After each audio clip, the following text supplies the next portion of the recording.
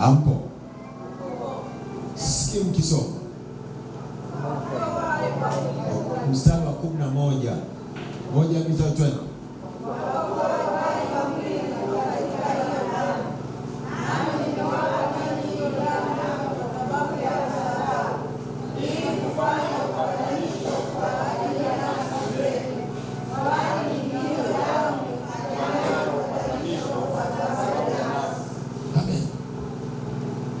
Uhai wa mwili u katika damu, kwa kuwa uhai wa mwili u katika damu. Na ndio maana Mungu alitupatia, alituagiza tutumie damu, au alitupa damu katika madhabahu ili kufanya upatanisho kwa ajili ya nafsi zetu. Kwa nini? Kwa sababu ni hiyo damu ifanyayo upatanisho kwa sababu ya nafsi.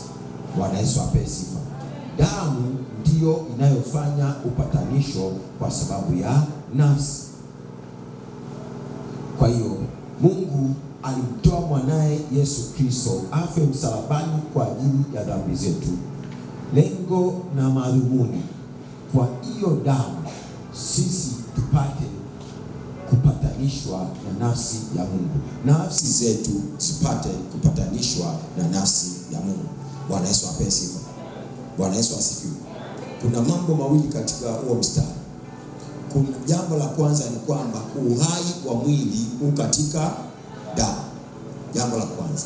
Na jambo la pili ni kwamba hiyo damu ndiyo yenye kibali, ndiyo yenye uwezo wa kufanya upatanisho kwa ajili ya nafsi. Manake ni hiyo damu yenye uwezo wa kutakasa nafsi, wa kuosha nafsi, wa kuifanya nafsi iwe hai. Bwana Yesu apewe sifa. Bwana Yesu asifiwe. Bwana Yesu asifiwe. Kumbuka, ili mwili uwe hai unahitaji damu, na hakuna damu pasipo mwili. Kwa nini? Kwa sababu ili Yesu aweze kutoa damu alihitaji mwili, na ndio maana tunaambiwa kwamba alitoa mwili na damu. Sio mwili pasipo damu, ni mwili na damu. Bwana Yesu apewe sifa. Bwana Yesu asifiwe. Bwana Yesu asifiwe. Nazungumzia hivyo kwa sababu wewe na mimi ni mwili wa Kristo.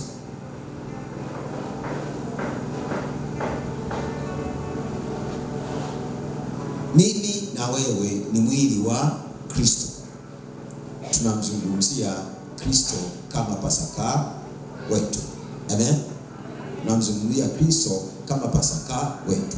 Sasa kwa kuwa uhai wa mwili u katika damu, na ni hiyo damu inayofanya upatanisho kwa sababu ya nafsi, wakati wana wa Israeli wamepewa agizo la kumchinja mwana-kondoo wa Pasaka, kuna mambo mawili waliagizwa. Jambo la kwanza ni baada ya kumchinja huyo mwana-kondoo wa Pasaka, watamtumia kwanza damu yake, wataitoa damu yake na kunyunyiza kwenye miimo ya nyumba walizokuwamo. Bwana Yesu apewe sifa. Lakini hoja ya pili ilikuwa ni mwili, manake nyama wataila. Walitakiwa kula nyama ya mwana-kondoo na kutumia damu kama Pasaka, kama sadaka. Bwana Yesu apewe sifa. Damu ya Yesu ni sadaka ya utakaso. Damu ya Yesu ni sadaka ya utakaso. Kwa nini? Kwa sababu Mungu alitupatia damu kwa ajili ya kufanya upatanisho kwa ajili ya nafsi. Kwa hiyo kilichotolewa sadaka sio ule mwili wa Kristo. Kilichotolewa sadaka ni ile damu ya Kristo. Kwa sababu mwili walikula wenyewe. Mwili walikula wenyewe, lakini damu ndio walio-i-apply, ndio walio-inyunyiza kwenye ile miimo ya nyumba walizokuwamo na vizingiti vya nyumba walizokuwamo. Bwana Yesu apewe sifa. Kwa nini? Kwa sababu Yesu Kristo alipokufa msalabani kwa ajili ya dhambi zetu, damu yake aliingiza katika patakatifu pa Mungu. Bwana Yesu apesi, kwa ajili ya kutupatanisha nafsi ya Mungu. Hiyo damu haikutupatanisha mpaka ilipoingia katika patakatifu, mpaka Mungu alipoipokea katika madhabahu kwa sadaka.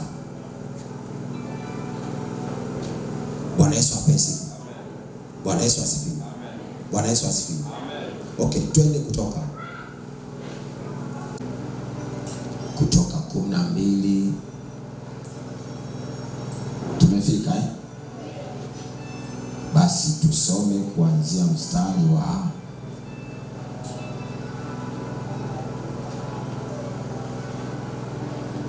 watano au watano. 1, 2, 3. Kuna mtu mmoja namsikia anasoma, wengine mko hapa. 1, 2, 3, twende. Mwana-kondoo wenu atakuwa hana hila. 1. Mwana-kondoo wenu atakuwa hana hila. Kwa nini mwana-kondoo huyo anatakiwa asiwe na hila? Anatakiwa asiwe na hila kwa sababu yuko kwa ajili ya kuwatakasa wenye hila. Tuko pamoja? Kwa mwana-kondoo mwenye hila asingefaa kumtakasa mtu mwenye hila. Kwa hiyo alitakiwa mwana-kondoo asiwe na hila.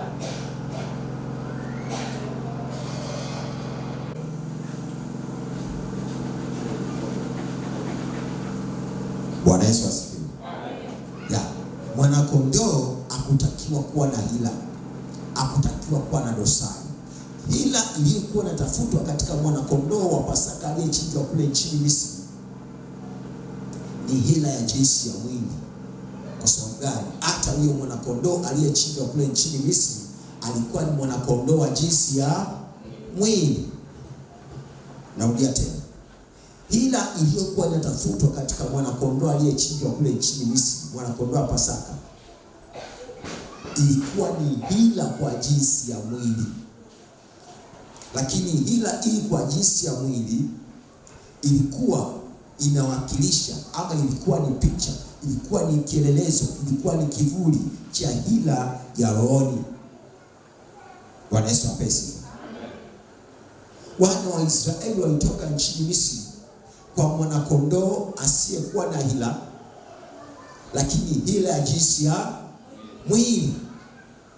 Kwa nini? Kwa sababu wao nao walitumika kama ishara, kama kielezo kwa jinsi ya mwili ya jinsi sisi tutakavyotoka katika utumwa wa dhambi kwa sadaka ama mwana-kondoo wa Pasaka asiye na hila kwa jinsi ya roho. Bwana Yesu apewe sifa. Bwana Yesu asifiwe. Hila iliyotafutwa ndani ya huyu mwana-kondoo ilikuwa ni kasoro ambazo zinaonekana kwa macho, kasoro za kawaida. Hebu tuende hapo, tutarudi hapo. Twende Mambo ya Walawi sura 22. Mambo ya Walawi sura 22. Tuanze mstari wa 21. Tuanze mstari wa 21. Tumefika mstari wa 21. Haya, Mambo ya Walawi 22 mstari wa 21. 1, 2, 3, twende.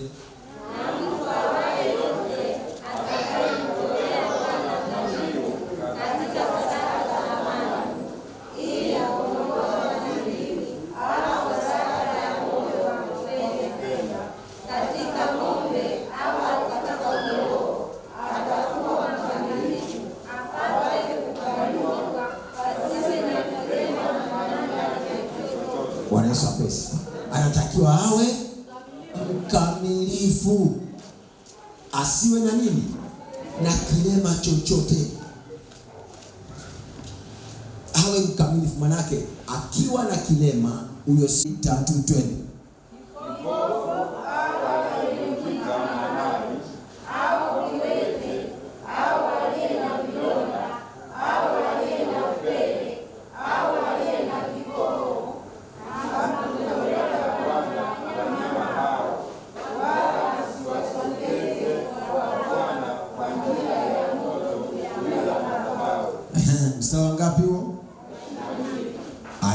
mstari wa 25.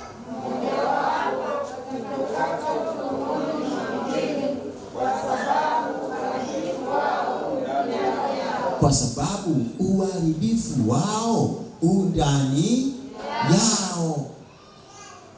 Hawa ndani yao mna uharibifu.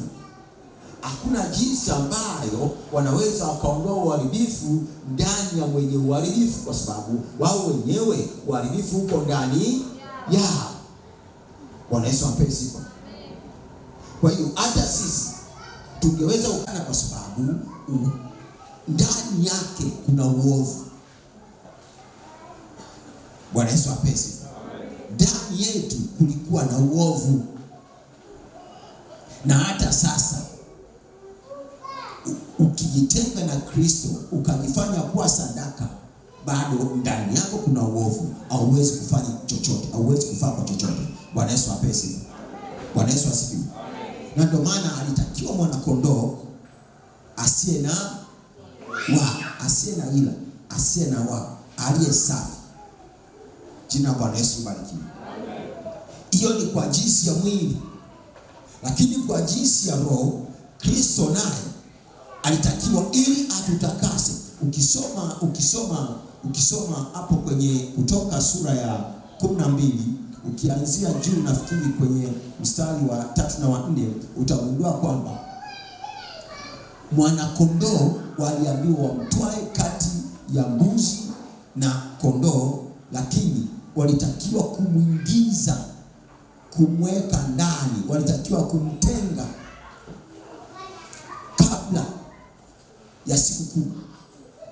Bwana Yesu apesi, ili waweze kumfanyia uchunguzi, waweze kumwangalia vizuri, kuona je, mwana kondoo huyu anafaa kuwa sadaka? Je, hana waa lolote? Je, hana ila yoyote? Je, hana tatizo lolote? Je, hana uharibifu wowote? Je, hana ugonjwa wowote? Bwana Yesu apewe sifa. Walijipa muda au walipewa muda wa kumchunguza huyo mwana kondoo wa Pasaka, ili kuona kwamba kama anafaa kuwa sadaka mbele za Mungu, ili wakijua kabisa kwamba ikiwa ana kigonjwa, ikiwa ana kipaku, ikiwa ana kilema, hatakubaliwa mbele za Mungu. Bwana Yesu apewe sifa. Na ndio maana hata Yesu kabla ya kwenda msalabani walimchunguza kwanza kuhakikisha kama ana dosari. Hata alipopelekwa kwa Pilato, wakati anaojiwa, akaoji, akawaambia, mimi nimefundisha siku zote mbele za watu wote. Sikufundisha kwa siri, nilifundisha wazi wazi hadharani. Hauna haja ya kuniuliza mimi kwamba mafundisho yangu yanahusu nini. Waulize waliosikia nilichofundisha. Bwana Yesu apewe sifa. Mlinzi mmoja akampiga kofi. Yesu akamuuliza,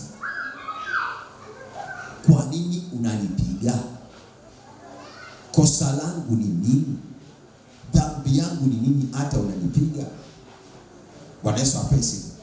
Asema kama katika niliyosema ninakosa ama kuna dhambi, ushuhudie uovu wangu niliofanya. Hakuna aliyeshuhudia ule uovu.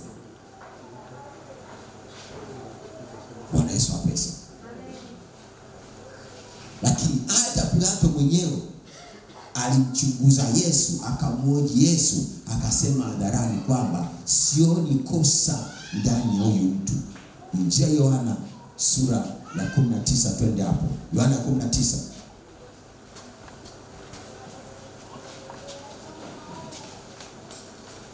Yohana sura ya 19, tumefika? Tumefika. Haya, 1, 2, 3, twende.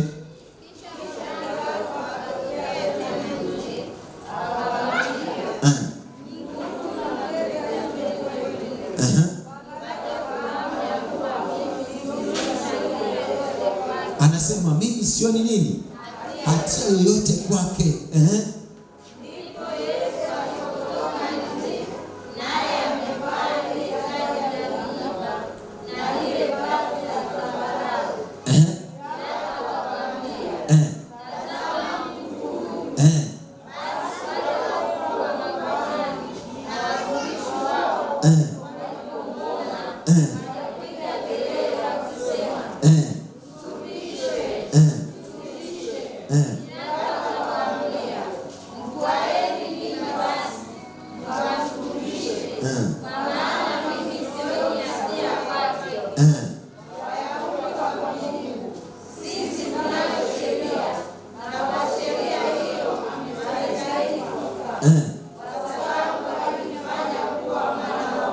Bwana Yesu apewe sifa.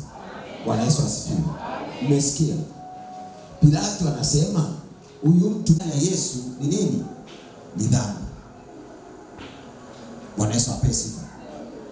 Walikuwa wanatafuta dhambi ndani ya Yesu ili ionekane dhambi, aonekane kwamba hafai kuwa sadaka ya ukombozi, hafai kuwa sadaka ya utakaso. Kwa nini? Kama yeye ni mwenye dhambi, hawezi kuwatakasa wenye dhambi. Mtu mwenye dhambi inamfaa afe kwa ajili ya dhambi zake mwenyewe.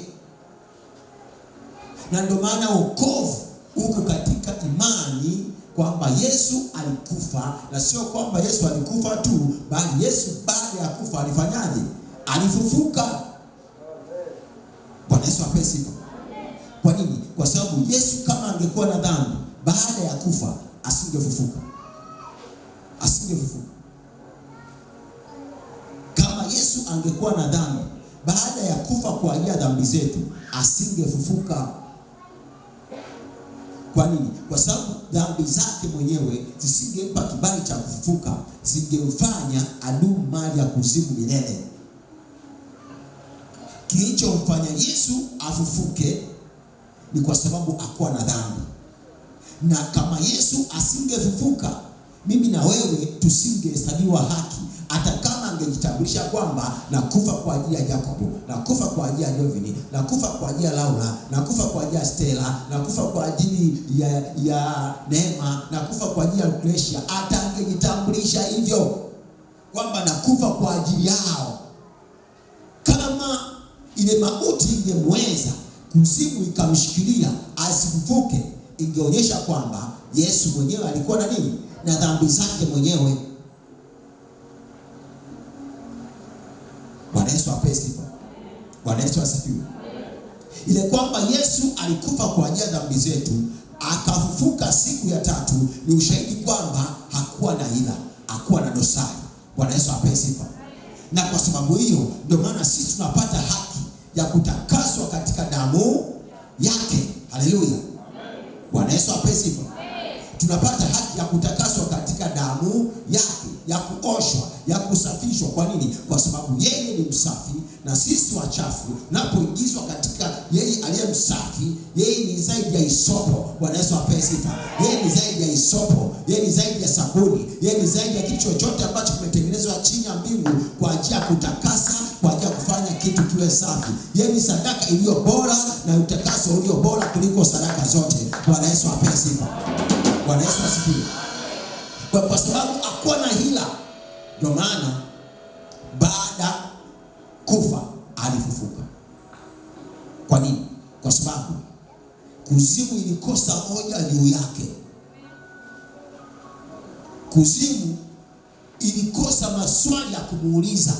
Kuzimu ilijiuliza maswali yenyewe kwa wenyewe, ikakosa majibu na hoja za kumzuilia akae kule. Bwana Yesu apewe sifa.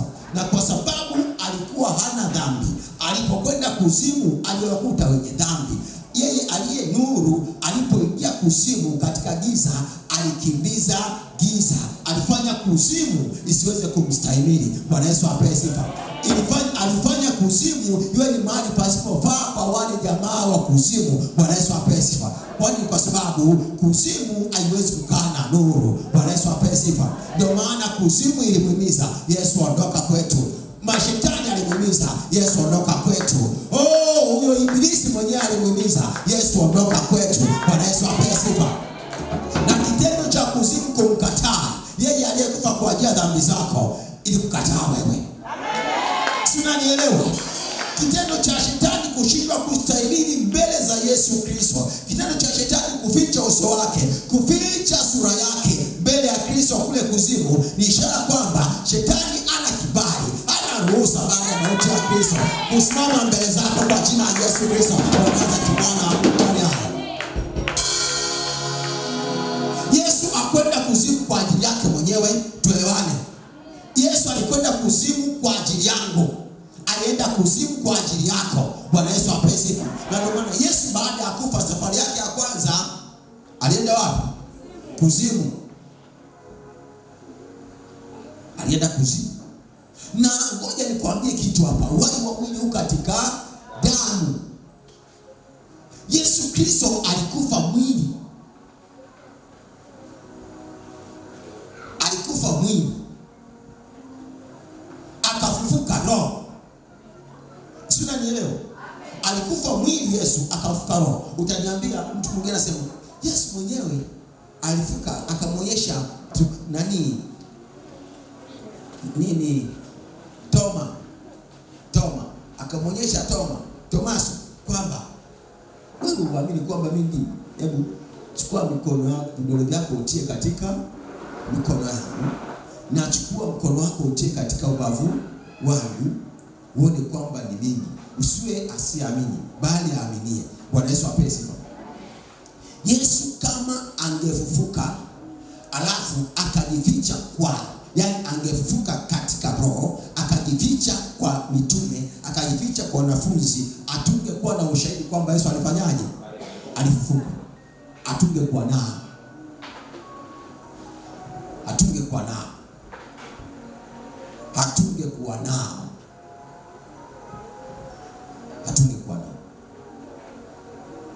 Lakini kanuni inasema kwamba unakufa mwili wa asili. Wakorintho wa kwanza sura ya 15. Wakorintho wa kwanza sura ya 15.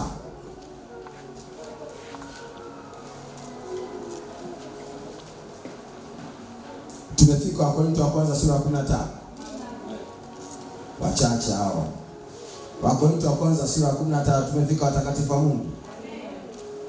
Bado wachache. Wakorintho wa kwanza sura ya 15 tumefika. Amen. Wengine wamegoma kutoa sauti. Tuanze mstari wa 20. Sura ya 15 tuanze mstari wa 20. 1, 2, 3 twende. Lakini sasa Kristo amefufuka katika wafu. Limbuko lao. Okay, limbuko maana yake nini? Ni wa kwanza wao walio lala. Maana yake Yesu Kristo ndiye wa kwanza kufufuka kutoka kwa nani? Kwa wafu.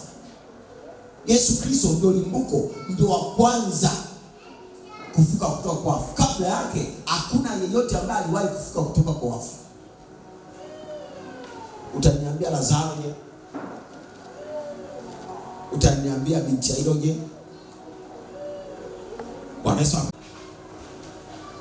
Hao wote walifufuka alafu wakafanyaje? Wakafa. Ufufuko wao haukuwa ufufuko unaozungumzia. Bwana Yesu apewe sifa. Walikufa alafu wakafufuka. Bwana Yesu apewe sifa. Alafu akafa tena. Tunaambiwa katika Warumi 6 kwamba Yesu akisha kufufuka katika wafu hafi tena, na wala mauti haimtawali tena. Bwana Yesu apewe sifa. Kwa tunazungumzia ufufuko wa wafu unaowatenga watu na dunia hii. Bwana Yesu apewe sifa. Bwana Yesu asifiwe. Kwa hiyo limbuko ni nani? Ni Kristo. Kisha twende. Anza huko.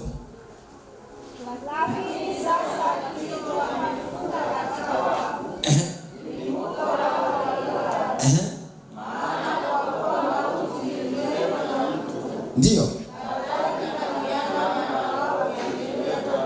Sawa. Katika Adamu ndio, na katika Kristo atuendelee. Lakini kila mmoja kwanza ni Kristo, baadaye walio wake Kristo. Asante, weka nukta atakapo kuja. Bwana Yesu apewe sifa. Manake Yesu Kristo ndio kwanza kufa na kufufuka kutoka kwa wafu. Yeye amekuwa limbuko. Sasa yeye kwa sehemu yake tayari, bado sisi. Bwana Yesu apewe sifa. Bado sisi, kila mtu kwa majira yake. Bwana Yesu apewe sifa. Bwana Yesu asifiwe. Sasa twende mstari wa 44. Mstari wa 44. Uzikwa mwili wa asili, ufufuliwa mwili wa. Kwa hiyo Yesu alizikwa mwili wa, akafuliwa mwili wa. Amen. Bwana Yesu asifiwe. Bwana Yesu asifiwe. Na ndio maana hata sisi tunapolala, mwili unaozikwa ni wa asili. Mwili unaofufuliwa ni wa roho. Na ndio maana Yesu Kristo baada ya kufufuka kutoka kwa wafu alionekana kwa wale tu ambao alitaka wamuone. Alionekana kwa wale tu ambao walitaka wamuone. Hata wale walinzi waliokuwa kaburini hawakumuona Yesu akifufuka. Hawakumuona Yesu akifufuka. Soma Biblia yako vizuri. Biblia inasema malaika alipokuja kuondoa jiwe ili wale wanawake waliokwenda kumpaka Yesu Mariam wajue kwamba hayuko kaburini, wakati malaika wanaondoa lile jiwe, wale walinzi walianguka wakazimia, wakawa kama wafu. Kwa kilichowashtua wale jamaa wakazimia, ule muonekano wa malaika na ile jiwe, kuondoa jiwe, wale jamaa wakafanyaje? Wakazimia, wakawa kama wafu. Lakini malaika aliondoa lile jiwe ili wale wanawake watakapokuja asubuhi wakute kwamba mlango wa kaburi uwazi, washuhudie kwamba Yesu hayumo. Na ni baada ya hao wanawake kujua Yesu hayumo, na hata baada ya lile jiwe kuondoka, wale walinzi walipotoka mautini wakaangalia Yesu hayumo, wakaenda kutoa taarifa kwamba jamaa amefanyaje? Amefufuka. Bwana Yesu apesi. Bwana Yesu asifiwe. Bwana Yesu asifiwe.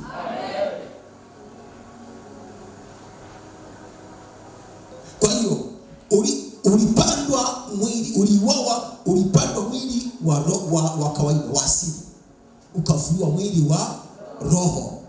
Kumbuka hoja yetu ni uhai wa mwili huu katika damu. Sisi wakati Yesu anakuja tulikuwa tumekufa kiroho. Miili yetu ilikuwa hai, tukafa kiroho. Bwana Yesu apewe sifa. Yesu alipokuja kufa mwili, akawa hai kiroho. Si unapata picha? Yesu alikufa mwili, sisi tulikufa roho. Yesu akaja kufa mwili. Lakini kwa kufa kwake mwili, akaweka roho zetu zilizokuwa zimekufa hai. Kwa nini? Kwa sababu roho itendayo dhambi ndio itakayo kufa. Kwa hiyo Yesu akufa ili kufufua miili yetu. Yesu alikufa ili kufufua roho zetu. Kwa sababu dhambi si ya mwili, dhambi ni ya roho. Japokuwa unazini ni mwili, unaiba ni mwili. Bwana Yesu asifiwe. Unatukana ni mwili, lakini inapokuja kwa ajili ya adhabu, inapokuja kwa ajili ya nani amekosa, sio mwili bali ni roho. Kwa inayohukumiwa ni roho, inahesabiwa haki ni roho. Haleluya. Haleluya. Haleluya. Haleluya. Haleluya. Yesu Kristo baada ya kufa mwili akafuka roho, na uhai wa mwili ukatika damu. Bwana Yesu apewe sifa. Tuendelee Kutoka 12. Tuendelee. Tuanze mstari wa 5 kabisa. 1, 2, 3 twende.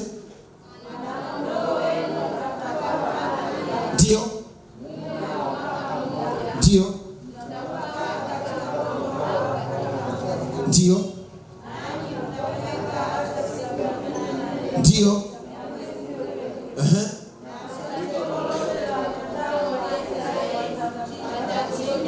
Watamchinja jioni.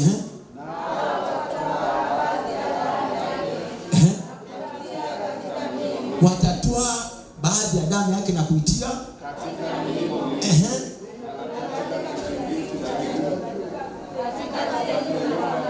katika zile nyumba watakazo mla. Watatoa baadhi ya damu, watanyunyiza baadhi ya damu kwenye miimo ya zile nyumba na kwenye vizingiti vya zile nyumba.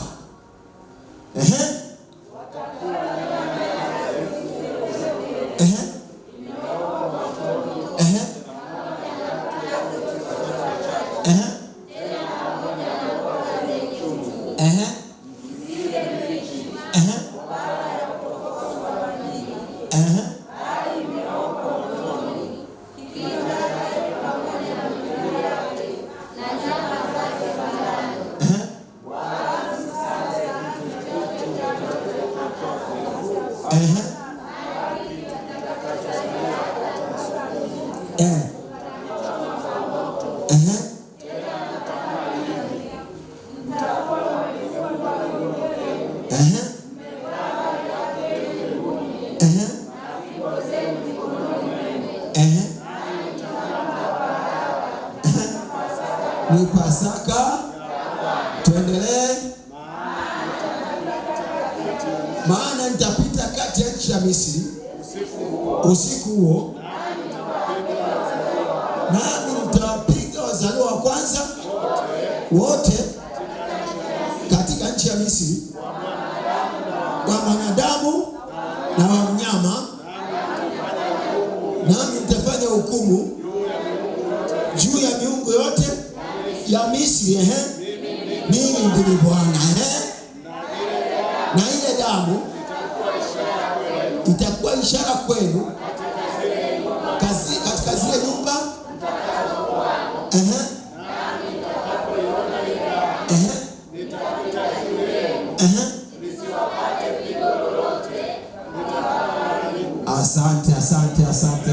Asante. Bwana Yesu apewe sifa. Bwana Yesu apite juu, asije akaingia katika zile nyumba mtakazo kuamo na kuharibu. Bwana Yesu apewe sifa. Kwa nini? Kwa sababu uhai wa mwili uko katika damu.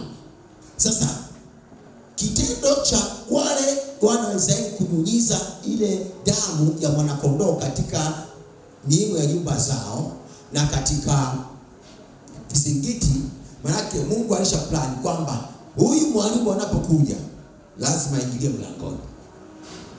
Aingilie wapi? Mlangoni. Na akifika mlangoni, akiona ile damu, atajua uhai wa mzaliwa wa kwanza ama wazaliwa wa kwanza katika hii nyumba tayari umeshafanyaje? Umeshatolewa. Manake watu wameshafanyaje? Wameshakufa. Bwana Yesu apesi. Si unanielewa? Alijua akiona ile damu atajua kabisa mauti imeisha kutokea katika ile nyumba.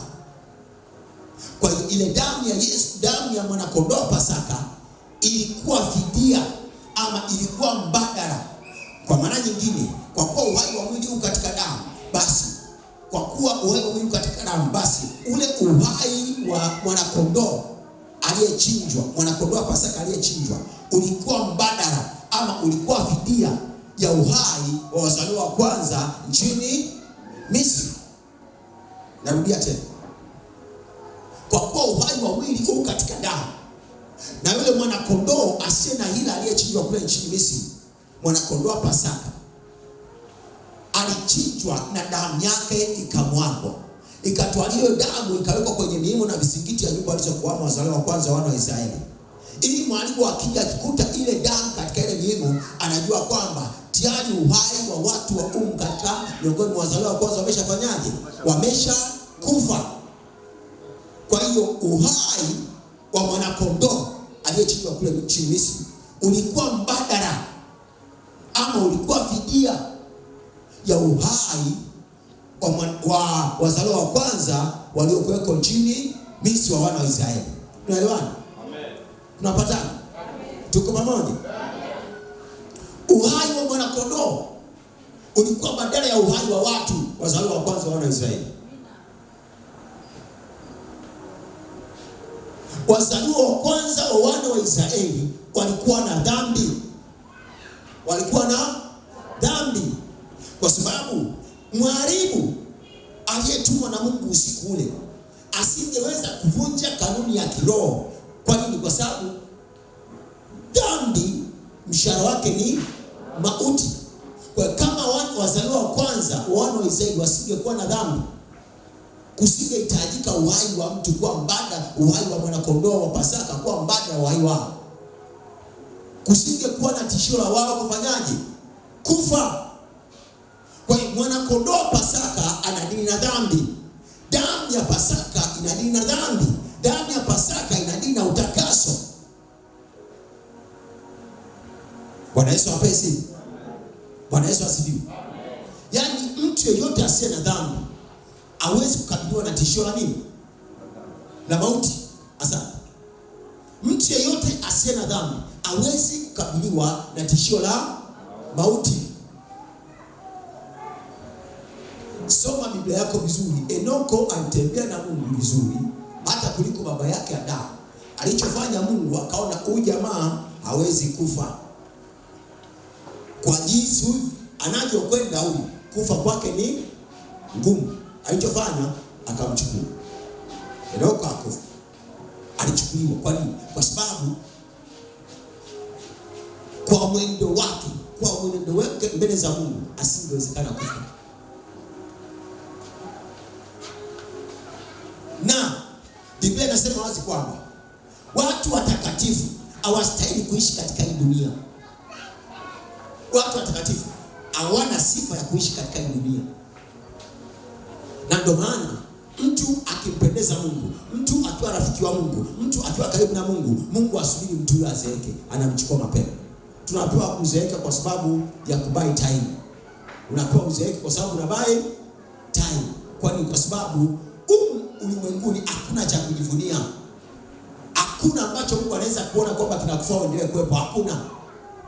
Anatuacha huko ili tuendelee kutakaswa, tuendelee kujua kweli, tuendelee kuifahamu kweli.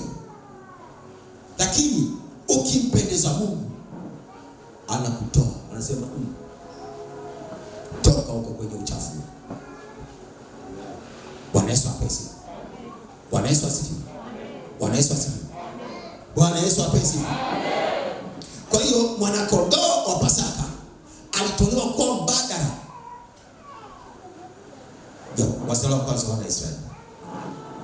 Kadhalika katika jinsi ya roho, mwana kondoo wa Pasaka Yesu Kristo alitolewa kwa mbadala wa mimi na wewe. Sura ya kwanza. Na kwetu sisi Yesu Kristo ametolewa kwa mbadala wetu.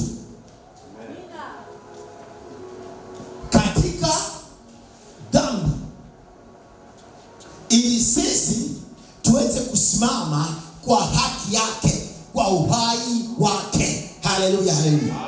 Haleluya, haleluya. Haleluya. Yesu Kristo alitoa uhai wake.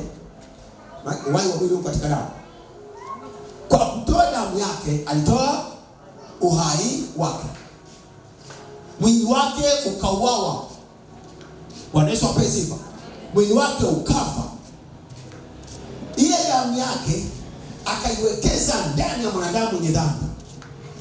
Ule uhai wake akauwekeza ndani yangu na ndani yako. Bwana Yesu apewe sifa. Bwana Yesu asifiwe. Walipomuona Pilato, waliposikia kina Herode, waliposikia wakuu wa makuhani, wakasema Yesu amefanyaje? Yesu amekufa. Bwana Yesu apewe sifa. Lakini ndio chake cha kufuka kwa wafu kilikuwa ni ushahidi kwamba ni kweli alikufa kwa ajili ya dhambi zetu wala si kwa ajili ya dhambi zake. Bwana Yesu apewe sifa. Bwana Yesu asifiwe. Na kwa sababu imethibitika kwamba alikufa kwa ajili ya dhambi zetu wala si kwa dhambi zake, basi dhambi zetu zihesabika kwamba zimeondolewa kwa mauti yake. sifa.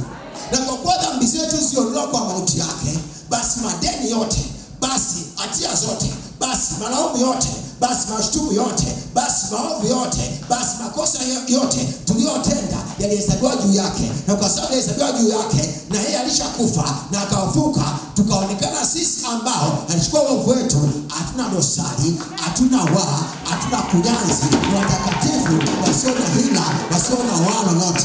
Bwana Yesu apewe sifa. Bwana Yesu asifiwe. Bwana Yesu asifiwe. Ile damu ya Yesu Kristo Pasaka wetu haishi kwa damu ya Yesu, haishi kwa damu ya Pasaka, inaishia kwa damu ambayo ndio uhai wetu. Bwana Yesu apewe sifa. Ile damu ya Yesu ndio uhai wetu sisi. Kwa nini? Kwa sababu alitoa uhai wake ambao ni damu yake kwa ajili yetu. Sisi wakati huo tumekufa, sisi wakati huo tu marehemu, sisi wakati huo tu wafu, yeye akatoa damu yake. Damu yake ilikuwa, yani damu ya Yesu ilikuwa na uhai ndani yake. Bwana Yesu apewe sifa. Narudia tena, damu ya Yesu ilikuwa na uhai ndani yake. Ni uhai uliokuwa na uhai. Sisi tulikuwa na uhai uliokufa. Bwana Yesu apewe sifa. Yesu alikuwa na uhai ulio hai. Kwa hiyo damu yake ilikuwa hai na uzima ulikuwa katika damu yake. Kwa hiyo ilipodondoka juu ya wafu, haleluya, haleluya, haleluya, haleluya, haleluya. Ile damu ilipodondoka juu ya wafu, damu ilipodondoka juu ya mizoga kina Jobini, kilichofanyika, uzima uliokuwa katika Kristo Yesu, uzima uliokuwa katika damu ya Yesu, ukauisha na mwili wako.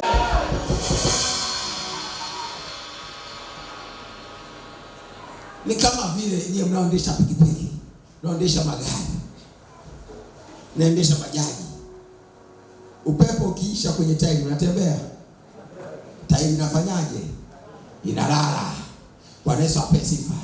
Mimi na wewe tulikuwa tumelala kwa sababu tulikuwa tumekufa. Lakini kwa damu yake Yesu, uhai wa Yesu ulipoingia kwetu, tairi ikanyanyuka. Bwana Yesu apewe sifa.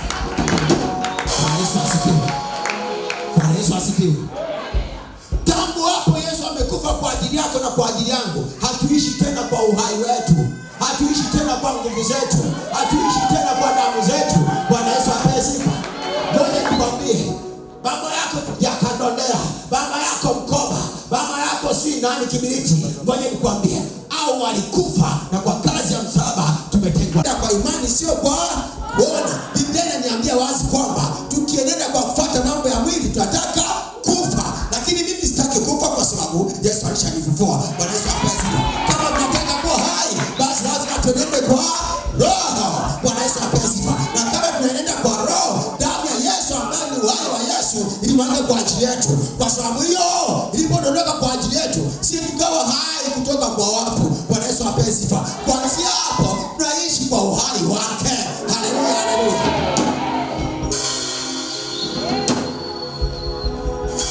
Kwa hiyo damu ya baba yangu Peusi, damu ya babu yangu Mugera havinitambulishi mimi kamwe. Wasitambulikana katika hiyo damu kamwe. Kwa jina la Yesu Kristo, wanaanza kumana wale. Na sala, Biblia inasema msishike, achana na mambo ya nasaba. Unanielewa? Biblia inasisitiza achana na mambo ya nasaba. Nami niko kwa ajili ya kukuambia kwamba achana na mambo ya nasaba. Nasaba ya baba yako, nasaba ya mama yako, ya wajomba zako havikutambulishi nao kisha ingia katika Kristo Yesu Bwana wetu. Bwana Yesu apewe sifa. Kwa maana hata imekuwa mtu akiwa ndani ya Kristo amekuwa kiumbe kipya. Kwa nini? Amezaliwa upya. Kwa namna gani? Kwa imani leo katika Kristo Yesu Bwana wetu. Kwa nini? Nilikuwa nimekufa. Yesu alipokufa kwa ajili ya dhambi zangu, nikawa hai kwa imani katika damu yake.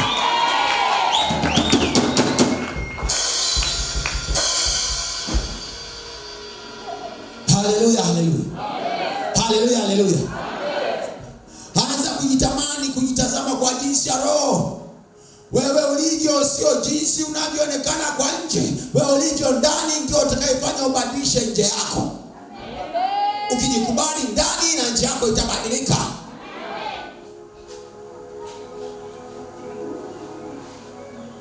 Bwana Yesu apewe sifa. Bwana Yesu asifiwe. Jina la Kristo mfalme libarikiwe. Haleluya, haleluya. Baada ya Yesu kutoa uhai wake kwa ajili yetu, baada ya Yesu kufa msalabani kwa ajili ya dhambi zetu. Leo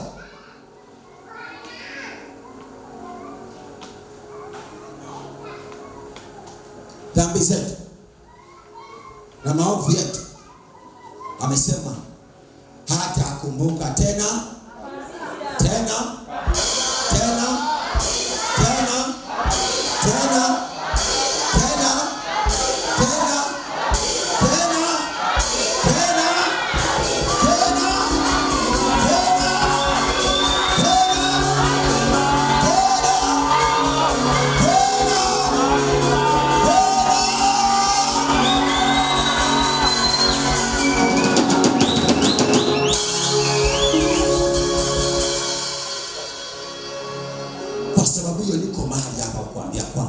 usiruhusu Pasaka ikapita kama siku ya kawaida. Huu kumbusho, hii ni kumbukumbu inayotuleta katika ufahamu ambao Mwokozi wetu alikubali kutaabika, alikubali kuumia, alikubali kudhalilika kwa ajili ya nafsi zetu, ili nafsi zetu zilizokuwa zimekufa ziwe hai katika yeye. Aliona uhai aliotupa tukaucorrupt kwa dhambi. Sasa ametupa uhai ambao hauwezi kuwa corrupted, hauwezi kuhujumiwa.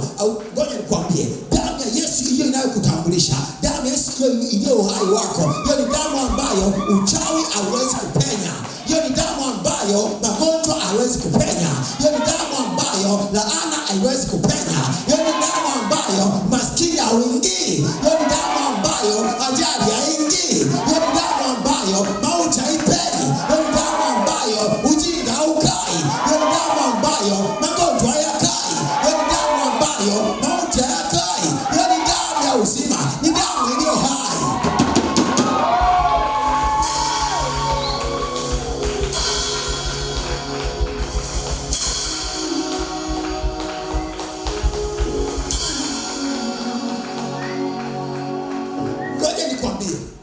Chochote ambacho shetani hawezi kumfanya Yesu, hawezi kumfanya wewe. Narudia tena. Chochote ambacho shetani hawezi kumfanya Yesu leo, hawezi kufanya wewe. Kwa nini? Kwa sababu Yesu Kristo ndio uhai wako leo. Hauna uhai mwingine kutoka kokote, au na nasaba nyingine kutoka kokote, au na kufungamanisha na chochote. Umeingia katika Kristo, umekuwa kiumbe kipya. Yesu Kristo amejifungamanisha na wewe. Vitu vyote ushikamane katika yeye aliye kichwa cha enzi yote na mamlaka. Nao umeshikamanishwa naye na umefungamanishwa naye.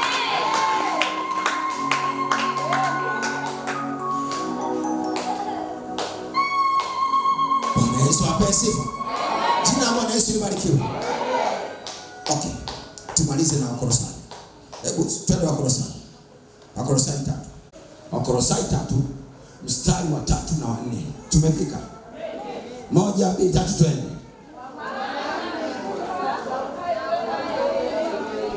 Kwa maana mlikufa na uhai wenu kama uhai wenu umefichwa pamoja na Kristo katika Mungu. Nani amshushe Kristo chini amnyang'anye uhai wako?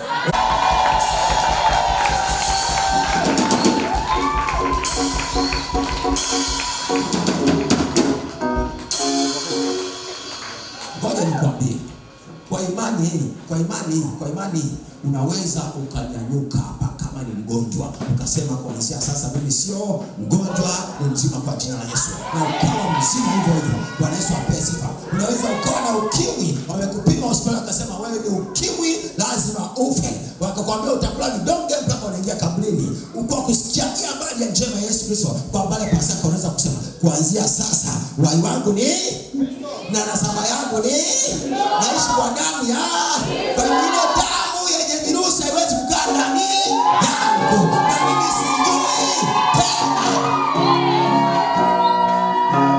Hiyo damu ambayo inaingia typhoid haiko kwa Yesu. Bwana Yesu apewe sifa. Hiyo damu ambayo inaingia malaria, Yesu haijui wala hajawahi kuiona. Hiyo damu ndio aliyokuja kuiondoa kwenye maisha yetu. Hiyo damu ndio kwa inatutesa. Mungu akikudunga malaria inaingia. Hiyo damu ndio kwa inatutesa. Sio kila maengo na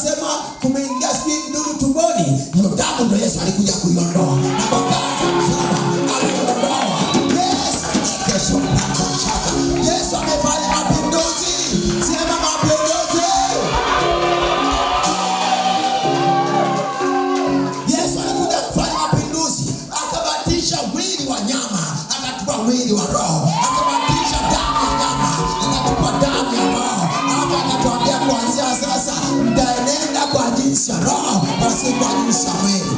Bwana Yesu apewe sifa.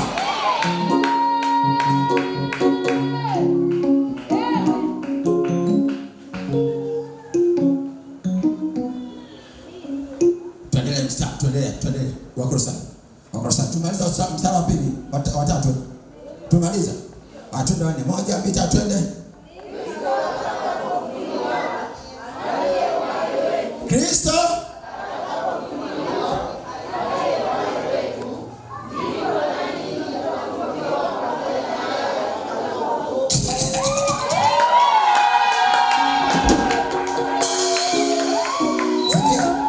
Sikia. Hapo hajasema Kristo atakapofufuliwa. Amesema atakapofanyaje? Ndipo na nyinyi. Yeye Kristo ni nani? Yesu Kristo. Jana. Umesoma umepita tu. Yeye ndiye uhai. Kwa Kristo atakapofufuliwa, aliye uhai wetu, na sisi ndipo tutakapofufuliwa katika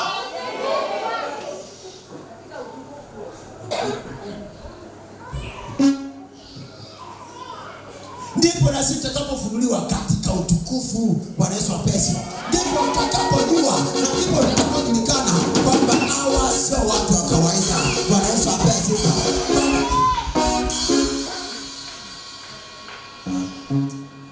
Unatakiwa kujitambua kwamba wewe sio mtu wa kawaida. Yaani unatakiwa kutembea hapa duniani ukijua mimi natembea katika dunia, lakini mimi sio dunia.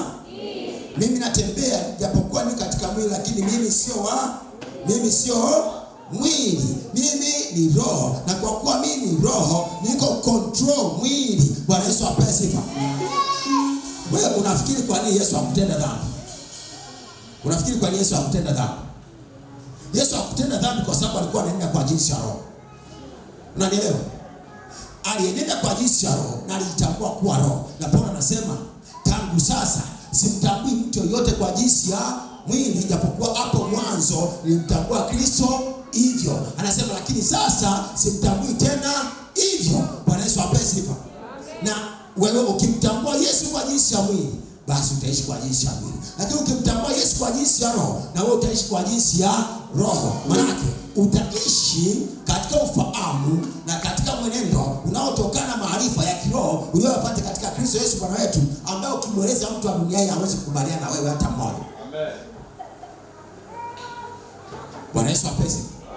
Bwana Yesu asifiwe. Bwana Yesu asifiwe. Nataka kusema nini? Kwa kuwa Yesu Kristo ndio uhai wake. Ndio uhai wako. Na damu yake, tunaambiwa damu ya Kristo ndio uhai wa Kristo. Kama Yesu Kristo ameutoa mwili wake, maana akaimwaga damu yake, halafu damu yake akaileta kwako ili kutakase, ili kuoshe, ili kusafishe, na kweli imekusafisha, na kweli imekulipia hatia, na kweli kuanzia sasa unatambulikana kwa hiyo damu, na unatambulikana kwa hiyo haki iliyo katika hiyo damu, unatambulikana kwa huo utakatifu ulio katika hiyo damu. Au utakubali jambo lolote linalotokana na dhambi. Unanielewa? Nataka tuombe, lakini nataka upate ufahamu. Ufahamu utakusaidia sana. Lakini hatuenendi kwa jinsi ya tu katika, hatuenendi kwa jinsi ya, tunaenda kwa jinsi ya. Kwa nini? Kwa sababu ili uendelee kwa jinsi ya roho, lazima uhawilishe. Walimu ndio wananielewa hapo. Uhawilishe. Au na nini nimewaacha walimu? Nimewaacha walimu. Basi. Uhamishe. Nimesoma shule gani? Uhamishe mawazo. Sijawaacha. Sijawaacha. Aya, ngoja tuongee kwa wale ambao hawajui kuhawilisha. Kuhawilisha ni kutumia maarifa fulani katika jambo fulani lingine. Unaiba maarifa ya huku, unayatumia kwingine. Bwana Yesu apewe sifa. Unachukua fundisho huku, unaitumia huku. Hapo wanasema umehawilisha maarifa. Bwana Yesu apewe sifa. Bwana Yesu asifiwe. Bwana Yesu asifiwe. Kwa hiyo unatakiwa kuawilisha mambo ya rohoni, ufahamu wa rohoni, ujuzi wa rohoni, utumie kwa jinsi ya mwili, ukusaidie kwa jinsi ya mwili, lete matokeo kwa jinsi ya mwili. Ndicho alichofanya Yesu. Wakati yeye yuko katika mwili, alitumia maarifa ya rohoni kuishi katika mwili. Bwana Yesu apewe sifa. Akatumia maarifa ya rohoni kuleta matokeo kwenye mwili. Na ukitumia maarifa ya rohoni utaleta matokeo kwenye mwili. Na maarifa ya rohoni sio mengine bali ni yale ambayo Kristo ameyasababisha kwa damu ya msalaba wake.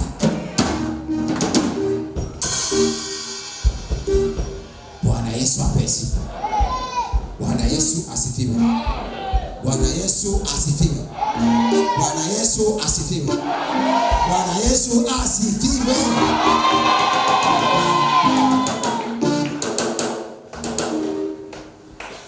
Ni saa roho. Manake kwa imani. Tuko pamoja?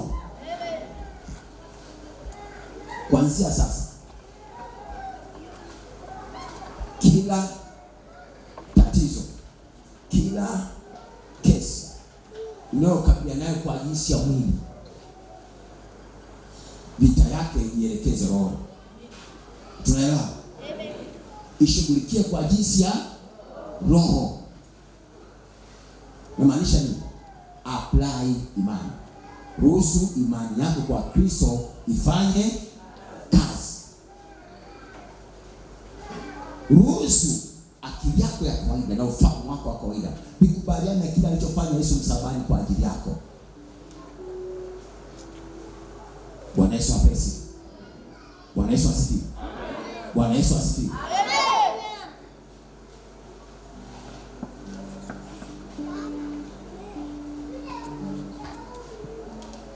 Pastor alizungumza hapa kwa habari ya wana Israeli kwamba wakiwa wengine walitoka nchini Misri wakiwa na viatu vya kitoto.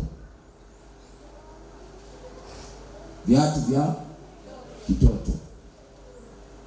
Lakini vile viatu walivyokuwa wanakuwa na vyenyewe vinafanyaje? Vinakuwa.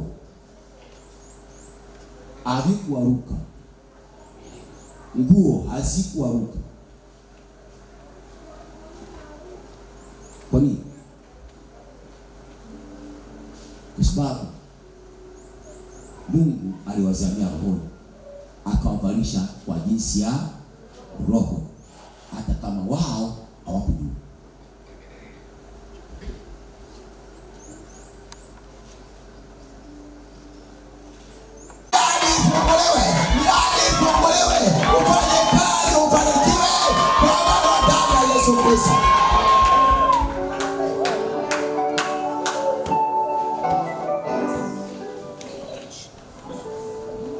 Umeolewa na mwanaume, kwao hafungangi ndoa. Yuko na wewe mwaka wa 7, hataki kufunga ndoa. Ukimwambia leo anakuambia kesho. Hilo agano la uovu na livunja kwa damu ya Yesu Kristo. Hayo na agano ya mama zake na avunja kwa damu ya Pasaka. Na itangaza damu ya Pasaka kutambulisha wewe kwa mume wako ama kwa mke wako. Ndoa ifungwe! Ndoa ifungwe! Ndoa ifungwe! Kwa damu ya Pasaka wetu Yesu Kristo.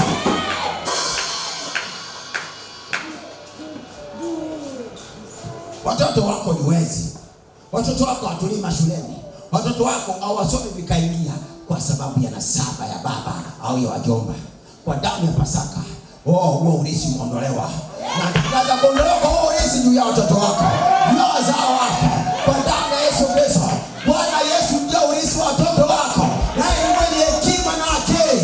Kwa jina la Yesu, natangaza hekima yake juu ya watoto wako, ndani ya watoto wako, juu ya wana wako, juu ya binti zako. Natangaza akili na Mwana wa Mungu juu ya wana wako na binti zako. Katika mambo yote, katika jina la Yesu Kristo Pasaka yetu.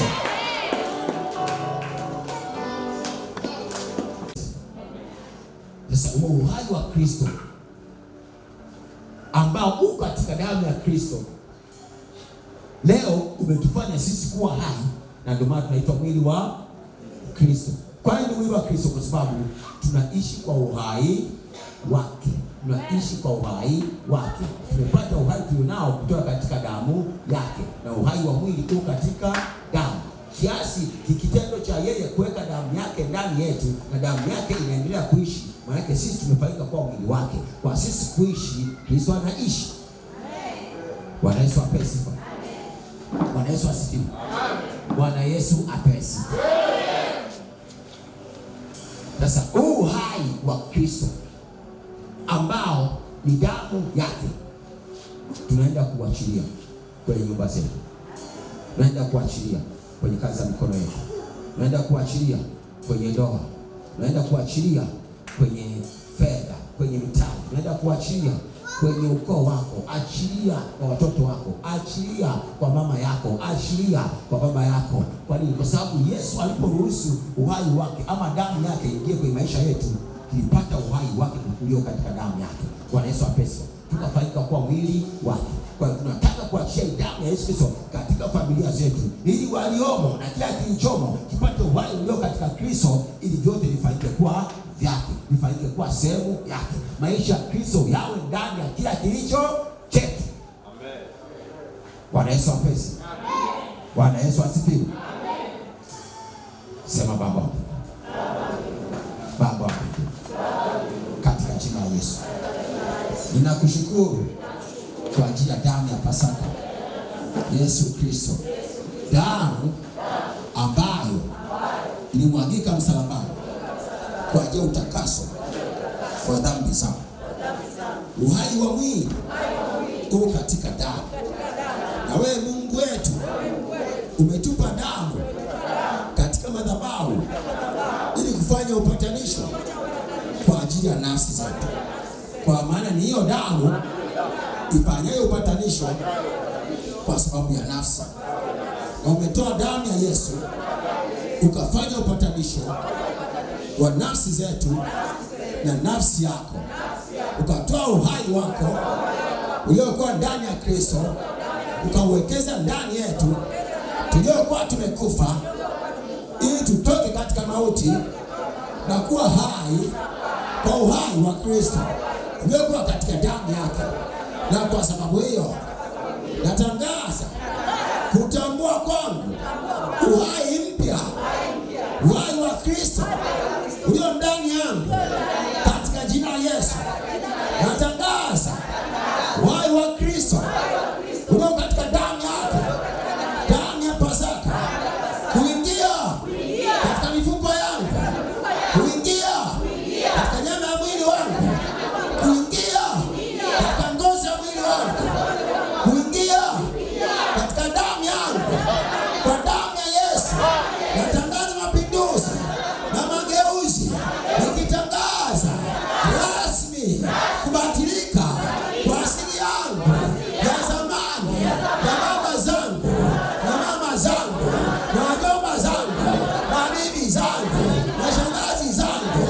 Natangaza hali yao na nasaba yao na maisha yao na uhai wao kuondoka ndani yangu kwa damu ya Yesu, katika jina la Yesu.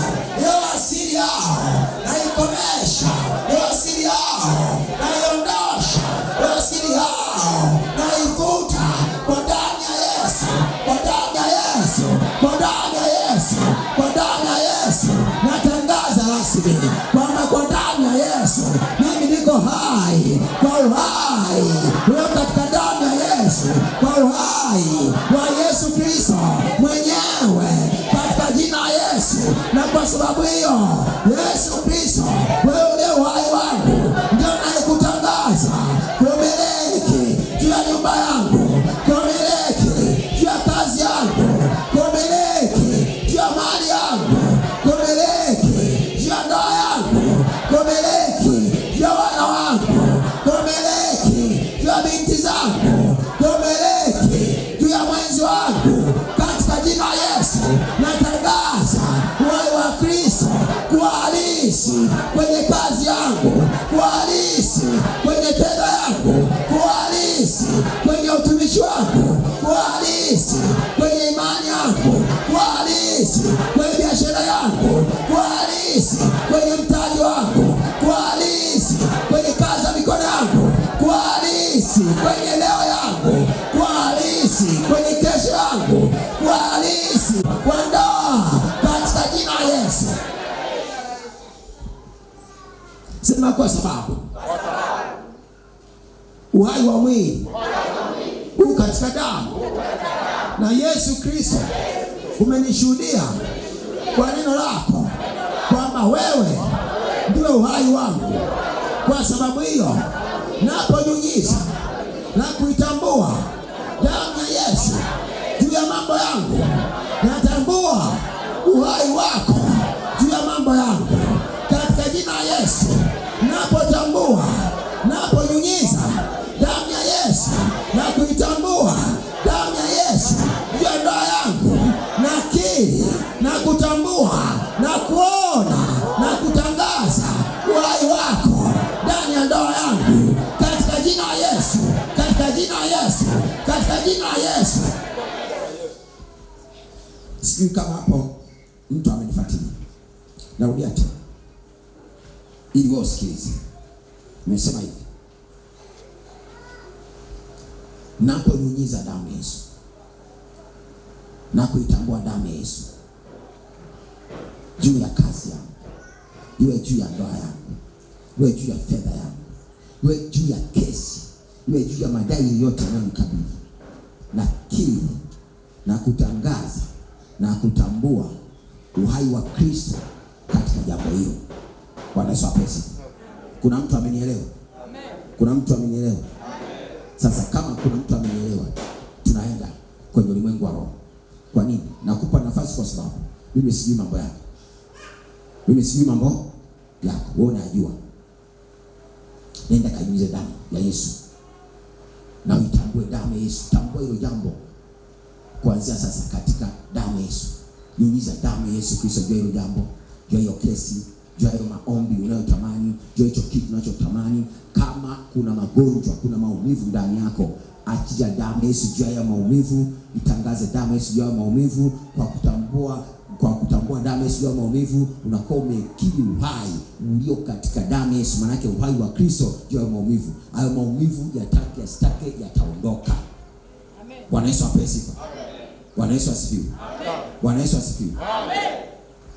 Haya, mimi nakuongoza alafu utatirika.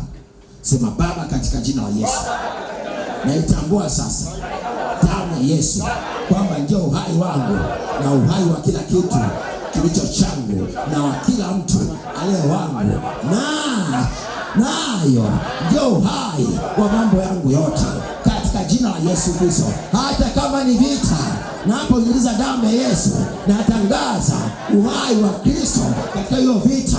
Maana uhai wa Kristo unasema kwamba katika mambo yote ninashinda na zaidi ya kushinda kwa yeye Yesu aliyenipenda hata kuitoa nafsi yake kwa ajili yangu. Kwa sababu hiyo nanyunyiza damu ya Yesu kwenye nyumba yangu, nanyunyiza damu ya Yesu kwenye mipaka yangu. Kwa kunyunyiza damu ya Yesu kwenye mipaka yangu, naondoa uchawi, naondoa uganga, naondoa laana zotamkwa iwe juu yangu ama juu ya ardhi, wakati wangu au wakati wa watu wale wanaomiliki ardhi yangu. Nanyunyiza damu ya Yesu, nanyunyiza damu ya Yesu, naitangaza damu ya Yesu kutambulisha ardhi yangu, kutambulisha nyumba yangu na malango ya nyumba yangu na malango ya kazi ya mikono yangu na malango ya fedha yangu na ghala zangu za kuhifadhia chakula na akaunti zangu za benki. Natangaza damu ya Yesu kutambulisha uzao wangu, wana wangu na binti zangu, elimu yao, masomo yao, kazi ya mikono yao,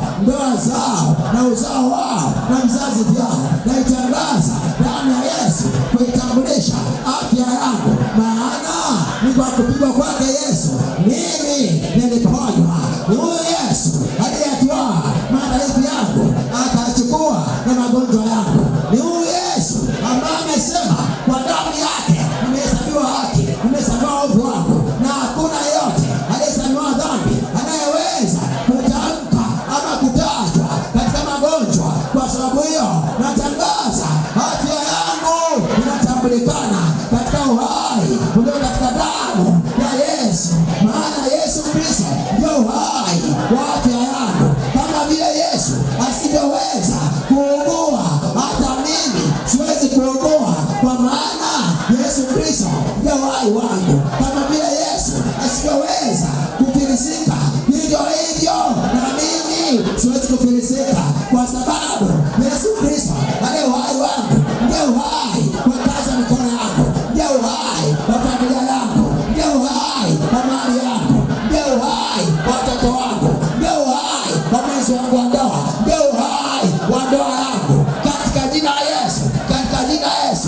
Nanyunyiza damu ya Yesu juu ya leo yangu na kesho yangu. Nanyunyiza damu ya Yesu juu ya ibada yangu kwa Mungu aliye hai, na juu ya imani yangu kwa Mungu aliye hai. Nanyunyiza damu ya Yesu juu ya mambo yote yanayotajwa kwa jina langu. Nanyunyiza damu ya Yesu kuwa katika hayo madeni, kuwa katika hiyo mikopo, hata kama kuna kesi ambayo haijatatuliwa kwa muda mrefu. Nanyunyiza damu ya Yesu. Natangaza damu ya Yesu ndio uhai, ndio uhai katika hiyo kesi. Natangaza matokeo ya hiyo kesi kuleta mema kwangu, maana katika mambo yote nashinda na zaidi ya kushinda kwa yeye Yesu Kristo alinipenda hata akautoa uhai wake kwa ajili yangu. Kwa jina la Yesu naachilia damu ya Yesu.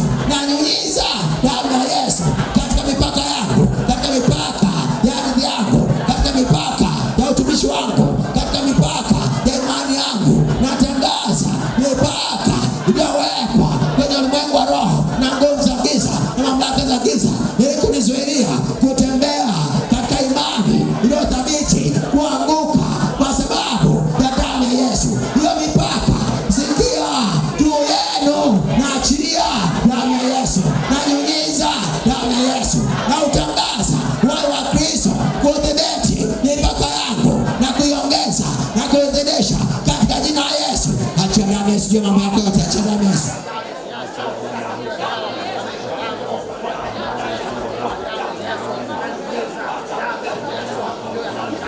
Achilia damu ya Yesu. Achilia damu ya Yesu.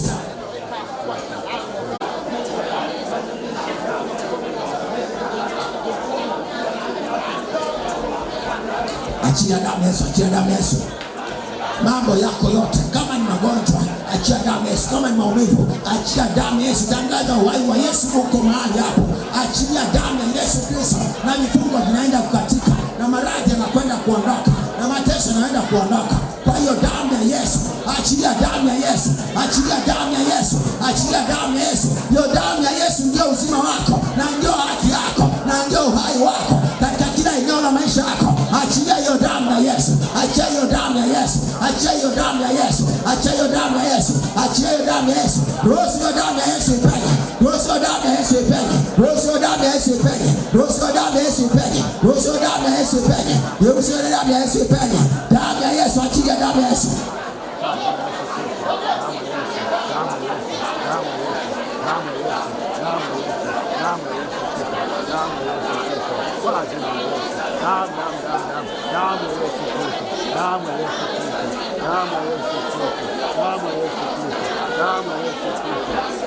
Kuondoa kila mashetani, kuondoa kila mapepo, kuondoa kila majini. Hiyo kafara waliokutoa, na itambua hiyo kafara. Wewe sio kafara tena, na kutoa kwa madhabahu za kafara. Na achana mafaili yote ya kafara. Na achana mafaili yote ya kafara. Na achana, na achana, na achia moto au mafaili ya kafara. Na achia moto, na achia moto, na achia moto, na achia moto, na achia moto kwa damu ya Yesu, kwa damu ya Yesu, kwa damu ya Yesu, kwa damu ya Yesu, kwa damu ya Yesu. Na kutoa kwenye madhabahu yao, na kutoa kwenye madhabahu yao kwa damu ya Yesu, na kuweka huru kwa jina la Yesu Kristo wa Nazareti, mwana wa Mungu aliye, na kutenga mbali na mauti, na kutenga mbali na uharibifu, na kutenga mbali na madhabahu za makafara, na kutenga na uovu, na kutangaza kuwa huru kwa damu ya Yesu, kwa kafara ya damu ya Yesu, na kuandika kuwa huru katika jina la Yesu Kristo.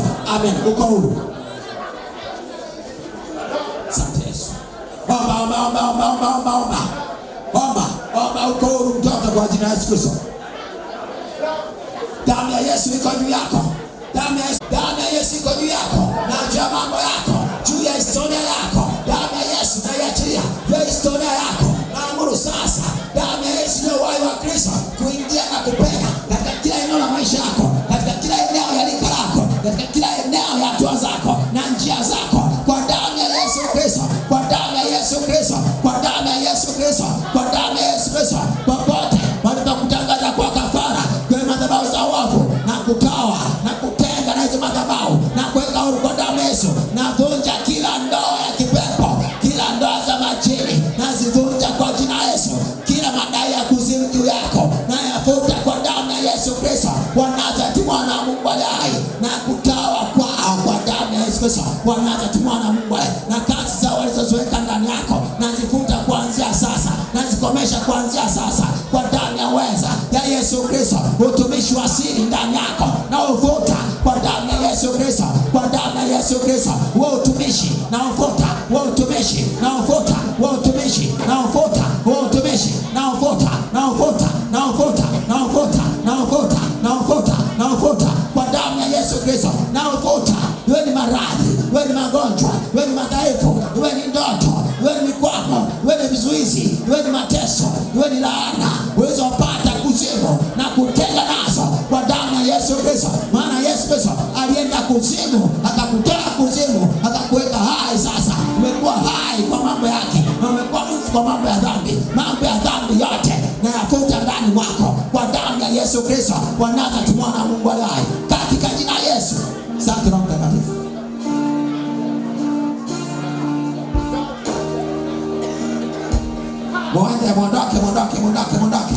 Mwondoke. Mliingia kwa njia moja, kwa njia saba mnatoka. Mliingia kwa njia moja, mnatoka kwa njia saba. Kila ulinzi wa kuzimu na uondoshe ndani yako, na uondoshe ndani yako, na uondoshe ndani yako kwa damu ya Yesu, kwa damu ya Yesu, kwa damu ya Yesu, kwa damu ya Yesu, kwa damu ya Yesu. Asante Roho Mtakatifu. Unaondoka kwa damu ya Yesu. Unaondoka. Misaya huru wako, misaya huru wako, misaya huru wako, misaya huru wako, misaya huru wako. Bali zote za giza, nguvu zote za giza, hizi vyote vya nguvu za giza, mahali peni kuzimu, mahali peni kuzimu, kwa vifungo vya milele. Niko mwende. Haya haraka. Mwende kwa damu ya Yesu, mwende kwa damu ya Yesu, mwende kwa damu ya Yesu, mwende kwa damu ya Yesu, mwende kwa damu ya Yesu, katika jina la Yesu.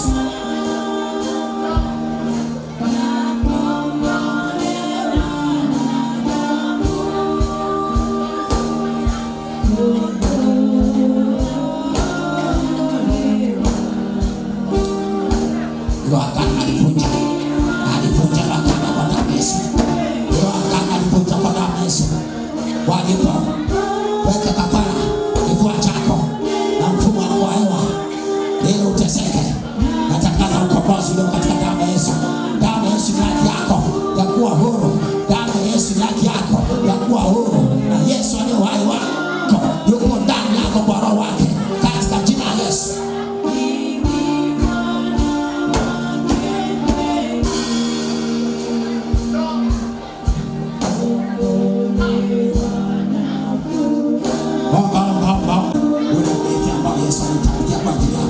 Sasa ninahisi kwako kwa damu ya Yesu Kristo, na inachukua damu ya Yesu juu ya kila vita, juu ya kila wadui, juu ya kila kazi ya giza ambazo adui amefanya juu yako na dhidi yako.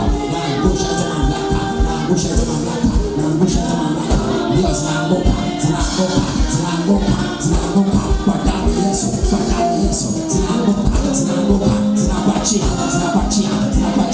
Ngome zote za wafu ambazo zinakuzingira zinakuachia. Ndio ni saa yako ya kuwa huru, ni saa yako ya kuwa huru, ni saa yako ya kuwa huru, ni saa yako ya kuwa huru kwa damu ya Yesu, kwa damu ya Yesu. Uhai ambao Yesu alitabikia, maana Yesu ndio uhai wako. Natangaza huko juu yako na juu ya mambo yako, kila mfano uliotengenezwa kwenye ulimwengu wa roho juu yako, na ukomesha na uondosha kwa damu ya Yesu, kwa damu ya Yesu, kwa damu ya Yesu, kwa damu ya Yesu.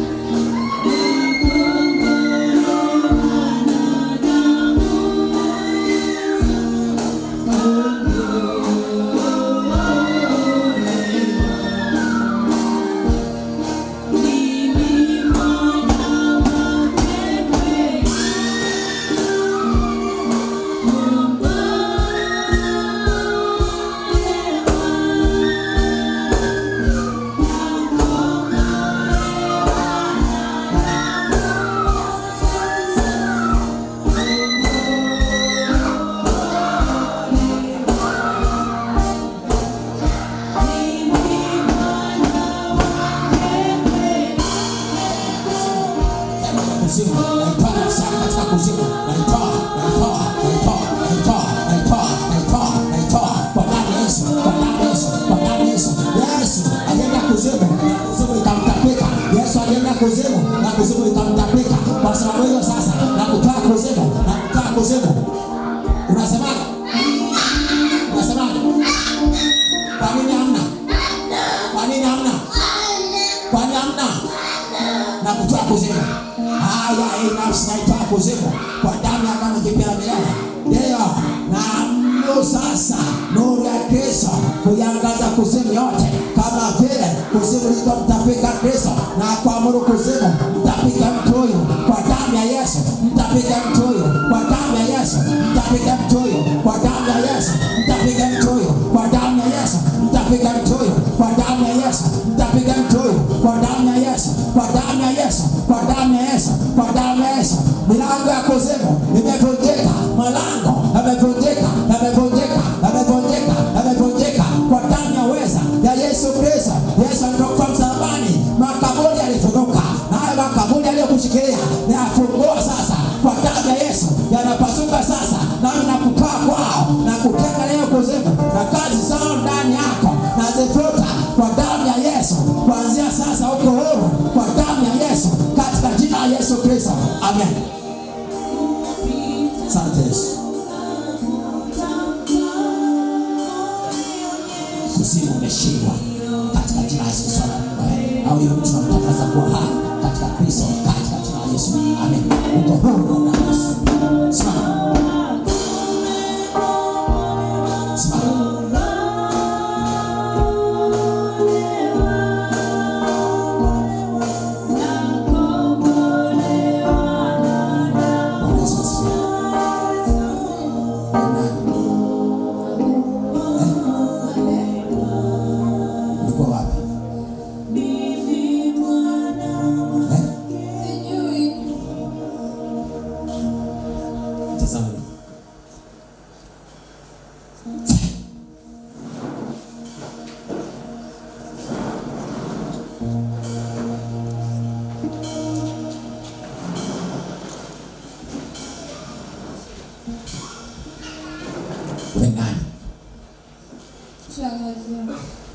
Wewe nani? Shangazi yake. Unaitwa nani? Hamtaki kujua jina lake. Hamtaki kujua jina lake. Wewe unajua unaongea na nani? Unajua uko wapi hapa? Haujui? Haya.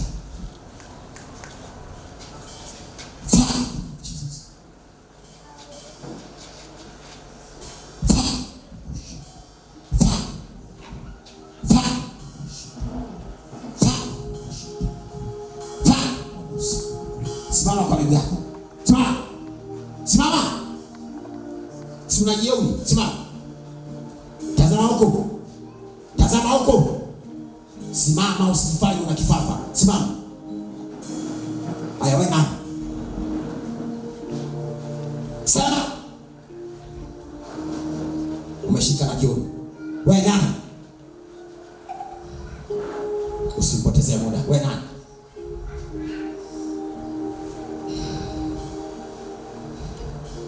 Usipotezee muda, na kuuliza wewe nani? Na kuamuru kwa jina Yesu. Wewe nani?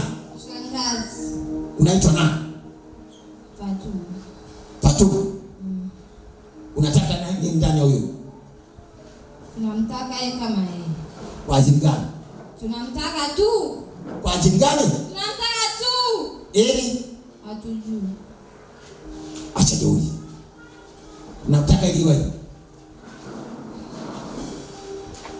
Njoo hapa. Niombeni. Haya inahusu nini? Omba kwa ajili ya mambo yako. Unaanza kushangaa tena. Haya. Niambie. Unamtaka huyo mtu kwa ajili gani?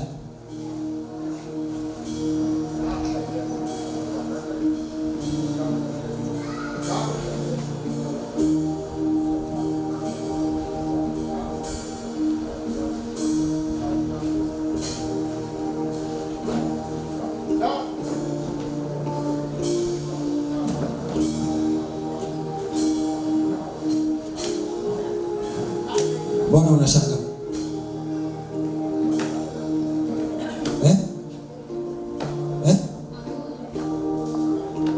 Wewe unayesema hamna nini? Unayesema hamna nani?